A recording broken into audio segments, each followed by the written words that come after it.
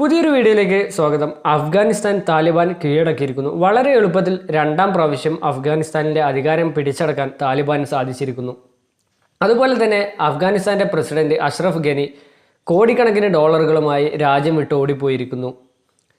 3 ലക്ഷത്തോളം വരുന്ന അഫ്ഗാൻ സൈനികർ ഒന്ന് പൊരുതാൻ പോലും സാധിക്കാതെ താലിബാന് മുമ്പിൽ അടിയറവ് പറഞ്ഞിരിക്കുന്നു. അമേരിക്ക ഈ പ്രശ്നങ്ങളിൽ ഒന്നും ഇടപെടാതെ എത്രയും പെട്ടെന്ന് തങ്ങളുടെ സൈനികരും എംബസി ഉദ്യോഗസ്ഥരുമായി രാജ്യം വിട്ട് ഓടിപ്പോയിരിക്കുന്നു. ഈ ഒരു അവസരത്തിൽ പ്രധാനമായും ഉയർന്നു വരുന്ന ഒരു ചോദ്യമാണ്, താലിബാന് ഇത്തരത്തിൽ അമേരിക്കയെ നേരിടാൻ വേണ്ടി മാത്രം ഫണ്ട് എവിടെ നിന്നാണ് കിട്ടുന്നത്? ഇത്രയും കാലം താലിബാൻ പ്രവർത്തിച്ചത് ആരുടെ ഫണ്ട് കൊണ്ടാണ്? മില്യൺ കണക്കിന് ഡോളറുകൾ താലിബാന് ലഭിക്കുന്നത് എവിടെ നിന്നാണ്? 10,000 കണക്കിന് താലിബാൻ അംഗങ്ങളെ തീറ്റിപ്പോറ്റാൻ വേണ്ട അത്രയധികം വലിയ തോതിലുള്ള പണം താലിബാന് ലഭിക്കുന്നത് എവിടെ നിന്നാണ്? തുടങ്ങിയ സോഴ്സ് ഓഫ് ഫണ്ട് എങ്ങനെയാണ് താലിബാന് ലഭിക്കുന്നത് എന്നതാണ് ഇന്നത്തെ ഈ വീഡിയോയിലൂടെ നമ്മൾ പരിശോധിക്കാൻ പോകുന്നത്. താലിബാൻ്റെ ഫണ്ടിൻ്റെ പ്രധാന സോഴ്സാണ് വിദേശ രാജ്യങ്ങളിൽ താലിബാൻ സ്ഥാപിച്ചിട്ടുള്ള നോൺ പ്രോഫിറ്റ് ഓർഗനൈസേഷൻ വഴി അല്ലെങ്കിൽ ചാരിറ്റി ഓർഗനൈസേഷൻസ് വഴി ലഭിക്കുന്ന ഫണ്ടുകൾ. ഇതുകൂടാതെ തന്നെ പ്രധാനമായും ഉയർന്നു വരുന്ന ഒരു കാര്യമാണ് ഓപ്പിയം കൃഷി വഴി, അതായത് ഹെറോയിൻ ഉൽപ്പാദിപ്പിക്കാൻ വേണ്ടിയിട്ടുള്ള ഓപ്പിയം കൃഷിയിലൂടെ ലഭിക്കുന്ന ആ ഒരു ഹെറോയിൻ ലഹരി കള്ളക്കടത്തിലൂടെ ലഭിക്കുന്ന പണം. കൂടാതെ നമ്മൾ മില്യൺ കണക്കിന് ഡോളർ വൈസ് നോക്കുകയാണെങ്കിൽ താലിബാന് ഏകദേശം 400 മില്യൺ ഡോളറോളം ലഭിക്കുന്നത് ഖനി വ്യവസായത്തിലൂടെയാണ്, അതായത് മൈനിങ്. താലിബാൻ കൺട്രോൾ ചെയ്യുന്ന അഫ്ഗാനിസ്ഥാനിലെ പ്രധാന ഏരിയകൾ കേന്ദ്രീകരിച്ചുള്ള കൽക്കരി, അതുപോലെ പ്രകൃതിവാതകം തുടങ്ങിയിട്ടുള്ള പ്രകൃതിയിൽ നിന്നുള്ള ഖനനം ചെയ്തിരിക്കുന്ന വസ്തുക്കൾക്ക് മേൽ താലിബാൻ ചുമത്തുന്ന നികുതികൾ, അതുപോലെ തന്നെ ഈ വസ്തുക്കളുടെ എക്സ്പോർട്ടിങ്, ഇതിലൂടെ ലഭിക്കുന്ന ഏകദേശം 400 മില്യണോളം ഡോളറുകളാണ് താലിബാനിൽ ലഭിക്കുന്നത്. ഇതുകൂടാതെ ഏകദേശം 200 മില്യൺ ഡോളറോളം താലിബാന് ലഭിക്കുന്നത് വിദേശ ഫണ്ടുകൾ വഴിയാണ്, വിദേശത്ത് സ്ഥാപിച്ചിട്ടുള്ള നോൺ ചാരിറ്റബിൾ ഓർഗനൈസേഷൻസ് വഴിയാണ്.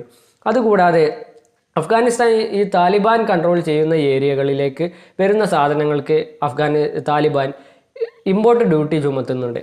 ഇത് മുഖേന ഏകദേശം 100 മില്യൺ ഡോളറോളം താലിബാന് ലഭിക്കുന്നു. ഇതുകൂടാതെ ഏകദേശം 80 മില്യൺ ഡോളറോളം താലിബാൻ്റെ ഒരു ബജറ്റിലേക്ക് ലഭിക്കുന്നത് താലിബാൻ നടത്തുന്ന റിയൽ എസ്റ്റേറ്റ് ബിസിനസ്സുകൾ വഴിയൊക്കെയാണ്. മാത്രമല്ല ഇവിടെ നമ്മൾ ശ്രദ്ധിക്കേണ്ട പ്രധാനപ്പെട്ട ഒരു കാര്യം, ചൈന, പാകിസ്ഥാൻ, റഷ്യ, ഇറാൻ മുതലായ രാജ്യങ്ങൾ താലിബാനെ സഹായിക്കുന്നുണ്ട് എന്നുള്ളത് പരസ്യമായ രഹസ്യമാണ്. ഇത്തരം രാജ്യങ്ങളുടെ കയ്യിൽ നിന്ന് ആൾബലവും ആയുധവും പണവും എല്ലാം താലിബാന് ലഭിക്കുന്നുണ്ട്.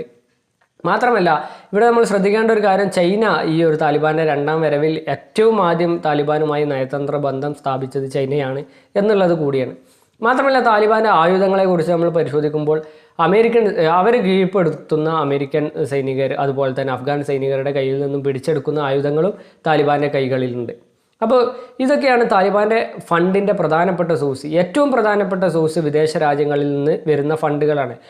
അതിൽ തന്നെ പ്രധാനപ്പെട്ട ഗൾഫ് രാജ്യങ്ങളിൽ നിന്നും വരുന്ന ഫണ്ടുകൾ. മാത്രമല്ല രണ്ടാമത്തെ പ്രധാനപ്പെട്ട സോഴ്സാണ് ഓപ്പിയം കൃഷി വഴി ലഭിക്കുന്ന ലഹരി മരുന്ന് കടത്തിലൂടെ ലഭിക്കുന്ന പ്രധാനപ്പെട്ട വരുമാന സ്രോതസ്സ്. മുമ്പ് താലിബാൻ അഫ്ഗാനിസ്ഥാൻ ഭരിച്ചിരുന്നു. 1996, 2001 കാലഘട്ടത്തിലായിരുന്നു അഫ്ഗാൻ മയക്കുമരുന്ന്, അതായത് കറുപ്പ് കൃഷി, അതുപോലെ തന്നെ ഓപ്പിയം കൃഷി എന്നിവയുടെ പേരിൽ ലോകം മുഴുവനും പ്രസിദ്ധമായത്. ഇന്നും ലോകത്ത് ഓപ്പിയം കൃഷിയിൽ 1-ാം സ്ഥാനത്ത് നിൽക്കുന്നത് അഫ്ഗാനിസ്ഥാനാണ്. അത് ചെയ്യുന്നതിൽ പ്രധാനികൾ ഈ താലിബാനുമാണ്. ഇതാണ് താലിബാൻ്റെ ഫണ്ടിൻ്റെ പ്രധാനപ്പെട്ട ഉറവിടങ്ങൾ.